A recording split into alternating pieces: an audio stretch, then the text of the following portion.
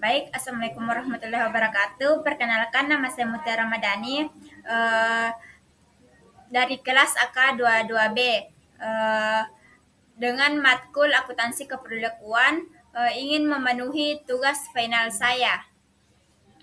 Adapun pembahasan kali ini, yang pertama akuntansi pertanggungjawaban, kedua kasus korupsi PT Perusahaan Gas Negara 2020, ketiga kasus korupsi di Siegman AG 2008. Nah, kali ini mari kita bahas apa sih akuntansi pertanggungjawaban. Akuntansi pertanggungjawaban adalah suatu sistem akuntansi yang digunakan untuk mengukur, memantau, dan mengevaluasi kinerja serta pertanggungjawaban setiap unit, organisasi, atau departemen dalam suatu perusahaan. Dalam sistem ini, setiap unit atau manajer diharapkan untuk bertanggung jawab atas biaya, pendapatan, dan kinerja yang terkait dengan unitnya.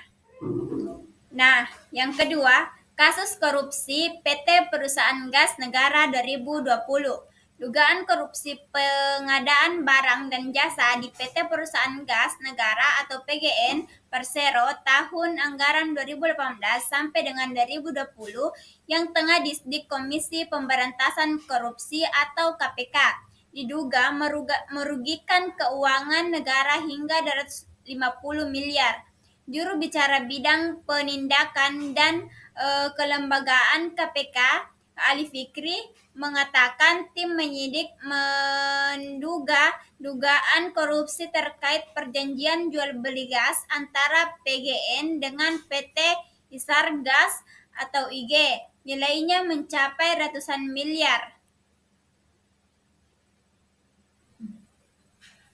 Informasi yang diperoleh redaksi, dugaan kerugian keuangan dalam kasus korupsi ini mencapai 250 miliar lebih. Sepertinya diberitakan Senin 13 Mei, KPK mengumumkan tengah menyidik dugaan korupsi PGN berdasarkan hasil audit Badan Pemeriksa Keuangan atau BPK yang disampaikan kepada KPK.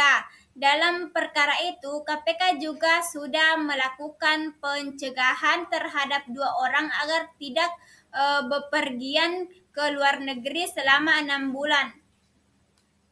Nah, adapun penyelesaian kasus korupsi di PT Perusahaan Gas 2020, menyelesaikan kasus korupsi di PT Perusahaan Gas Negara (PGDN) yang berkaitan dengan akuntansi pertanggungjawaban dapat dimulai dengan melakukan audit forensik untuk mengidentifikasi aliran dana yang tidak wajar, baik yang berasal dari manipulasi laporan keuangan maupun praktek penyalahgunaan anggaran. Audit ini bertujuan untuk menemukan bukti yang dapat menunjang proses hukum dan memastikan semua transaksi yang mencurigakan terungkap secara jelas. Selain itu, perusahaan perlu melakukan perbaikan pada sistem pengawasan internal dan akuntansi agar transparansi dan akuntabilitas lebih terjaga, sehingga penyimpangan serupa tidak terulang.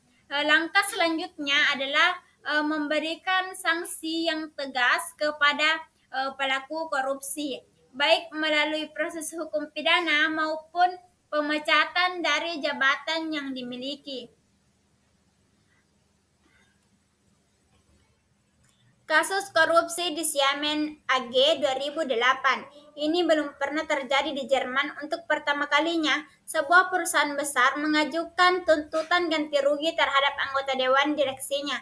Dewan Pengawas Siemens mengajukan tuntutan ganti rugi terhadap 11 anggota dewan direksi yang bertugas antara tahun 2003 sampai 2008. Alasannya, para petinggi perusahaan itu lalai dalam menjalankan dan mengawasi kinerja perusahaan yang berujung pada terperosoknya Siemens dalam kasus korupsi. Tuntutan Dewan Pengawas Siemens yang diajukan Selasa 29 Februari kemarin disambut baik organisasi anti korupsi Transparansi Internasional. Peter Eigen, pendiri organisasi non-pemerintah yang bermarkas di Berlin itu menjelaskan kasus korupsi Siemens adalah yang terbesar dalam sejarah Jerman. Anggaran perusahaan Siemens sebesar 1,3 miliar euro lenyap antara tahun 2003 dan 2008. Diduga sebagian dana itu dipakai untuk membayar uang suap guna melancarkan bisnis di luar negeri. Sebagian lagi menghilang dalam kas-kas gelap perusahaan. Di antaranya 300 tersangka kasus korupsi Siemens yang diperiksa Kejaksaan Agung. Baru seorang yang diajukan ke pengadilan. Senin 28 Februari lalu bekas manajer Siemens Reinhard Seecken divonis hukuman pencobaan 2 tahun dan denda sebesar 108.000 euro.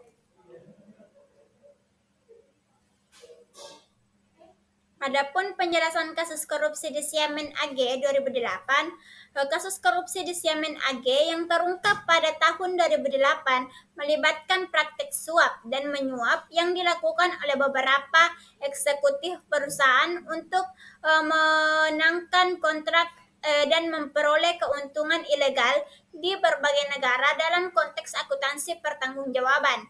Siemens gagal untuk menerapkan sistem pengawasan internasional yang efektif untuk mendeteksi dan mencegah praktik tersebut. Perusahaan harusnya lebih teliti dalam melaporkan transaksi keuangan dan memastikan bahwa semua pembayaran atau pengeluaran tercatat secara transparansi dan sesuai dengan standar akuntansi yang berlaku.